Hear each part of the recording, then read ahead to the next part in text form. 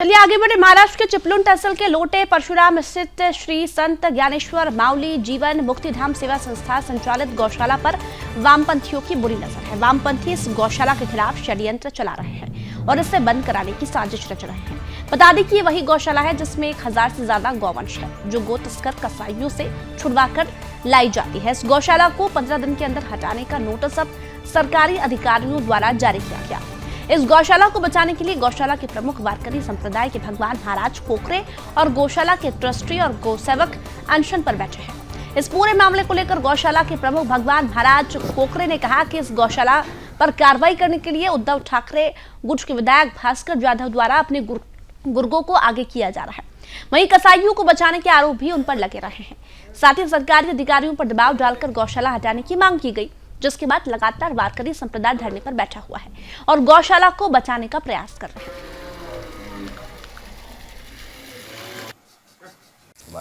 Sir, स्थानिक विधायक क्षेत्रीय विधायक जो है आमदार भास्कर जाधव, वो वामपंथी विचार के हैं और हिंदू धर्म के जो भी काम है उसमें हमेशा उनका विरोधी रहता है।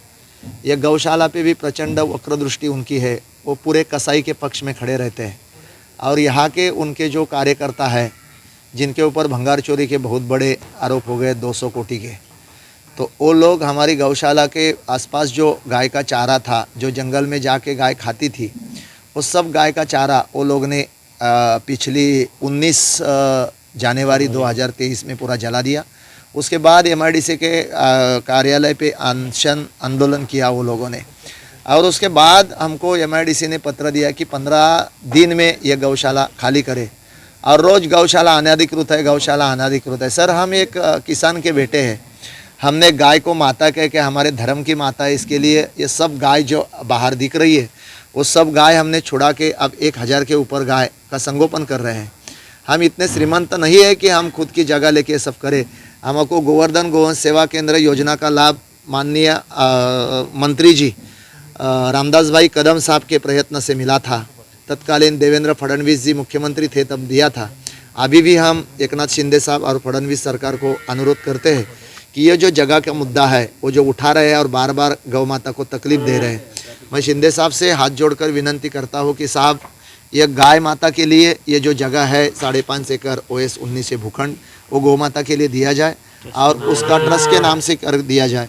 और उसमें जो कुछ है, जो कुछ आपका शासन का सब पेपर है, हम पूरा कर दिया है। तोड़ने का निर्णय हुआ है, किसने निर्णय दिया और क्या पक्ष में बोले? गौशाला तोड़ने के लिए तो भास्कर जाधव 2 साल से प्रयत्न कर रहे हैं और उनके लोग अब कामयाब हो गए हैं कि उन्होंने MIDC के जो RO है यहाँ के, तो उनसे एक पत्र लिखवा दिया कि 15 दिन में ये गौशाला तोड़ दो और सब गाय तुम्हारे खर्चे से हटवा दो। अगर नहीं हटवाई तो शासन से हम कार्रवाई करेंगे और उसका पैसा तुमसे वसूल करेंगे।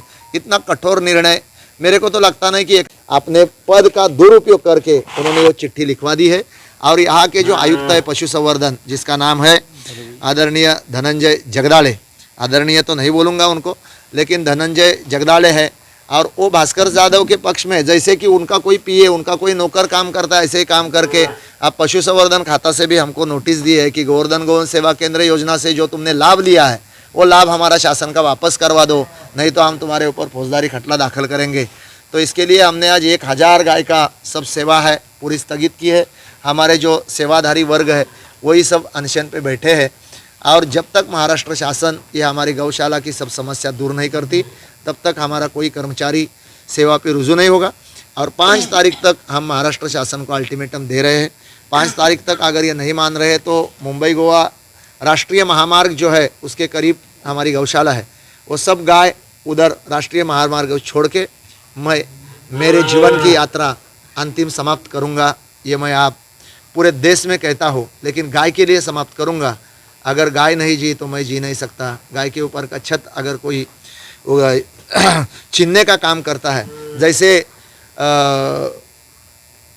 औरंगजेब ने काम किया था, जैसे अफजल खान महाराष्ट्र पे आया था जिसने तुलजा भवानी का मंदिर तोड़ा था, वैसे ही भास्कर जाधव जो यहाँ का विधायक है वो वैसे ही काम कर रहे हैं कि आज गौ माता के ऊपर का छत्र हिराने का काम कर रहे हैं। इसके लिए हम उसका निषेध करते हैं। पूरे देशवासियों इनका निषेध करें और हमको न्याय मिले, ये आपके चैनल से हम अनुरोध करते हैं। और सुदर्शन न्यूज़ ने 2019 में भी हमारा चारा जला था, तब भी हमको बहुत सारी मदद की थी। इसके लिए सुदर्शन न्यूज़ को हम बहुत बहुत धन्यवाद देते हैं।